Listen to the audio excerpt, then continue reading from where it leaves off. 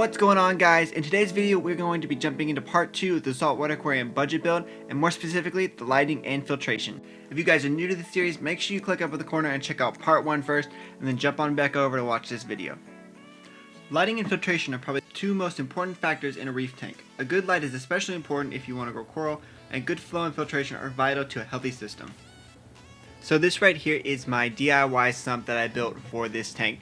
Now, sump filters aren't necessary. You can use any type of filter, a hang-on back filter, canister filter. There's plenty of options out there that might even be a little easier than this. But the reason I love sump filters is they're so customizable to fit your own personal needs, and I love that aspect in a reef tank. So this is a 10-gallon aquarium that I turned into a sump. Now I got it for $10, again with the $10 per gallon sale at Petco, so that didn't cost me too much. I've got it divided into 3 compartments. The first compartment holds the filter sock. The second compartment I'm using is a refugium, which holds my Chaetomorpha macroalgae, and the third compartment holds my pump.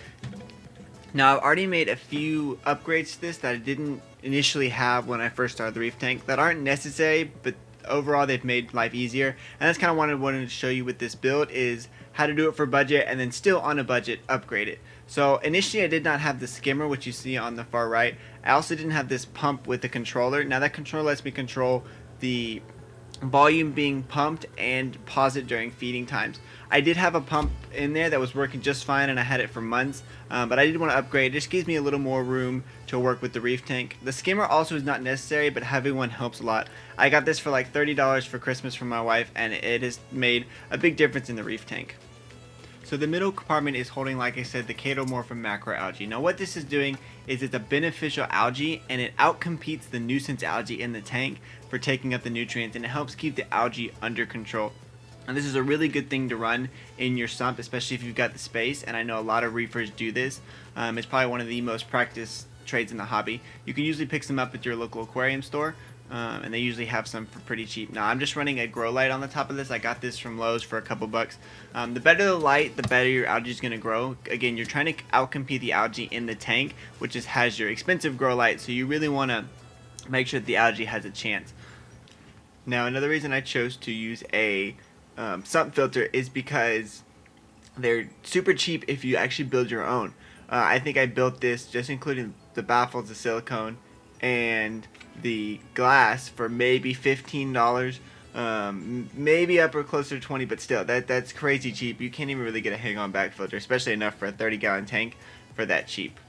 So I'm not going to go into too much detail on how I built this filter, but there's so many tutorials online. Again, the King of DIY does have a tutorial on YouTube that's kind of what I used.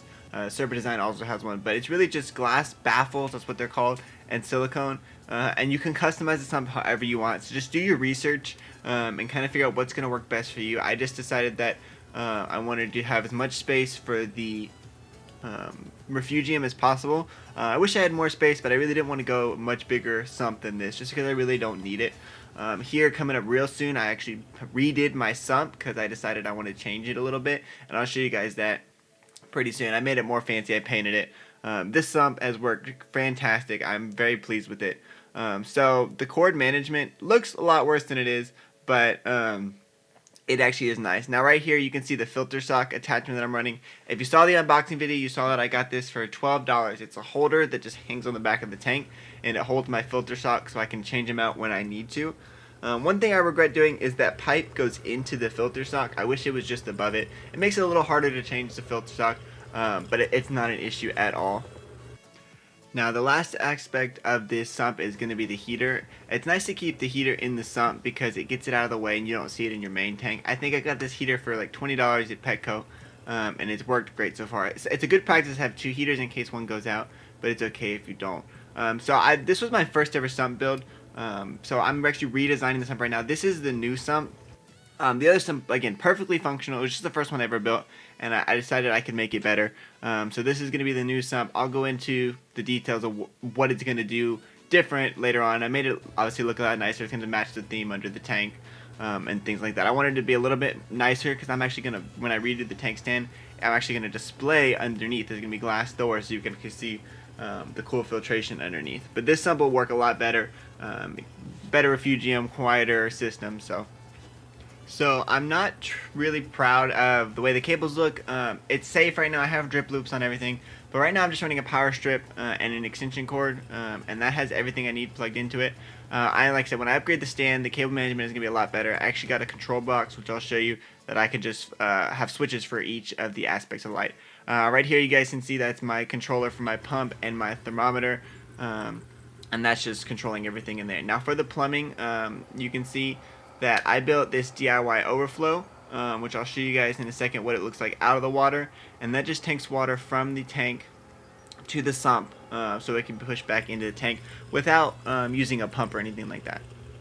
So there are a couple other options besides this on the market for an overflow, and this is kind of just probably the cheapest one, is to build your own. Now obviously there are complications to this. You guys can see it behind the tank. It just takes water from the tank down to the sump, and then I have a ball valve which just controls the flow. It goes through the sump, through all the baffles, back up to the tank, and then it's shot out through the return, and then the weir right here takes in the new water, sending it down to the sump. Now I built this overflow from the tutorial, again from the King of DIY.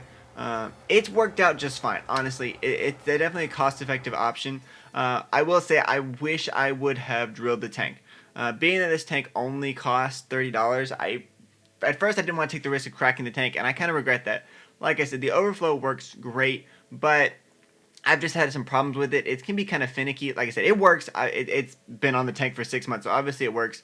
But coming up soon, I'm actually going to tear this tank down for a day, re-drill it, and when I do all that, I'm going to do the new stand and everything like that, and just so make it more user-friendly and just easier on yourself, because that's really what you want to do. You don't want to be doing too much unnecessary work. So this is what the overflow looks like outside the tank. Now this is the first one I built. The only reason I rebuilt it was to add the ball valve and to repaint it, but you guys can get a general idea of what it looks like, and then that way you know what you're looking for when you're building your own. Super easy to make. It probably took me maybe 30 minutes to make this thing. The real thing, you just want to make sure you have a really good tight seal on all of your joints. So this is the light that I am running on this tank. Now it's what's considered a black box light, almost like an off-brand light, but a lot of people use these lights and have a lot of success for them. So I got this light for around $80 on Amazon. If you saw the unboxing video, I'll leave the link down below. It's been a great light. I've been able to grow corals, which is a big factor when choosing your light, especially if you want to put corals in your tank.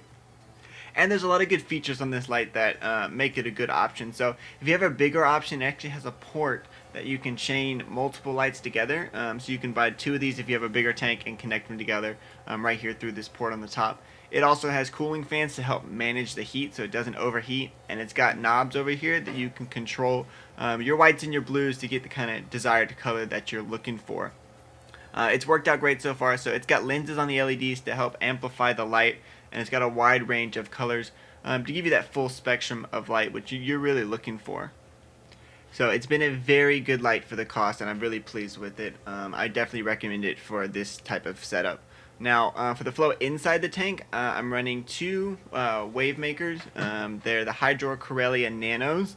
They put out about 250 gallons per hour. Now initially I was only running 1, which is just fine, especially if you're not putting in coral in your tank. So I only included 1 in the cost. Now they're only $25 a piece, and so you can really add 1 for cheap, which is what I did later. I got some more corals that liked more flow, and that's the only reason I add them. So especially if you're running corals that don't need a ton of flow, 1 plus your power head plus your return pump should be more than enough flow for this type of setup. Now, like I said, so these are putting out about 500 gallons per hour total of flow, plus my return pump, which is probably putting out another 500 gallons per hour. I've got my pump at 50%, so it's cycling the tank a bunch of times through 1 hour. And this is all just helping push that water into the weir to go through the sump to cycle it through the system.